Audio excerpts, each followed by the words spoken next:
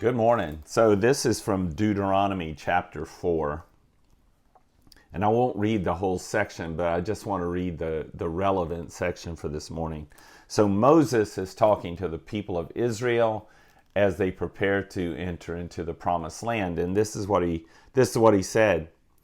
He says, "You shall not add to the word which I am commanding you, nor take away from it, that you may keep the commandments of Yahweh your God, which I am commanding you." Now, the word keep, as it's used there in Hebrew, is an attitudinal word. It's an attitude of the heart. It doesn't mean to do them. There's a different word for that, and you're going to encounter that word in just a moment. That you may keep the commandments of Yahweh your God, which I am commanding you. Your eyes have seen what Yahweh has done in the case of Baal Peor. For all the men who walked after Baal Peor, Yahweh your God has destroyed them from among you. But you who clung to Yahweh your God are alive today, every one of you.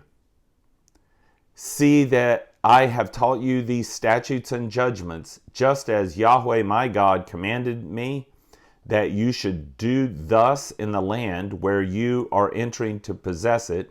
You shall keep and do them, for that is your wisdom. So, what the devotional thought is today, to keep the commandments of God, which doesn't mean just do this, don't do that. It does mean that, but it means more than that. It means to keep the Word of God, because every Word of God is authoritative, even if it's the story that just explains what happened between Cain and Abel. That's an authoritative word that we're supposed to believe. So every Word of God bears the form of a commandment in the sense that we are to believe it and to keep it. It's an attitudinal word. And then it relates keeping the Word of God to clinging to God. So you have verse 4 and verse 2. To keep the Word of God is to cling to God. To keep the word of the Lord is the way you cling to the Lord. So that's the devotional thought for today.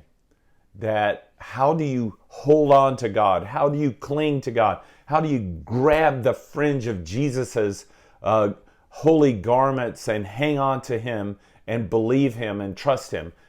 By holding on to His word, by keeping that word in your heart, by treasuring it, by cherishing His word in your heart.